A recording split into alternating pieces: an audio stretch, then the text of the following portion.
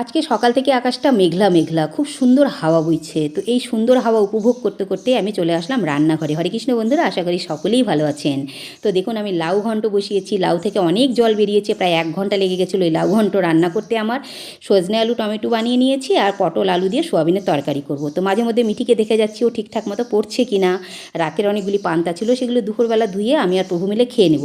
তো এরই মধ্যে লাউ থেকে সব জল শুকিয়ে গেছে। লাউটা খুব সুন্দর নরম ছিল। লাউ ঘন্ট নামিয়ে এদিকে ভাতও হয়ে গেছে। আর মিঠি খালি বারবার বলছে ওর খিদে পেয়ে গেছে, যা হয়েছে তাই দিয়ে যেন ওকে আমি খেতে দিই। তো আমি সোয়াবিন ভাজা করে নিলাম। সোয়াবিন ভাজা দিয়ে লাউ ঘন্ট দিয়ে আর গরম ভাতের মধ্যে একটু ঘি দিয়ে আমি ওকে খেতে দিয়ে দিলাম। ও ঘরে টিভি দেখতে দেখতে খেতে চলে গেল। আর আমি এদিকে বাকি রান্নাগুলো সেরে নিলাম। বাকি রান্নার মধ্যে আলু পটল আর সোয়াবিন দিয়ে একটা তরকারি করে নিলাম, আর সজনে দিয়ে আলু দিয়ে টমেটো দিয়ে একটা মাখা মাখা তরকারি করে নিলাম। এরই মধ্যে বাইরে বৃষ্টি শুরু হয়ে গেলো। তো খানিকক্ষণ বৃষ্টির জল নিয়ে আমি খেলা করে নিলাম। তো যদি ভিডিওটি ভালো লেগে থাকে লাইক এবং কমেন্ট করে দিবেন এবং চ্যানেলটি সাবস্ক্রাইব করে দিয়ে পাশে থাকবেন। হরে কৃষ্ণ।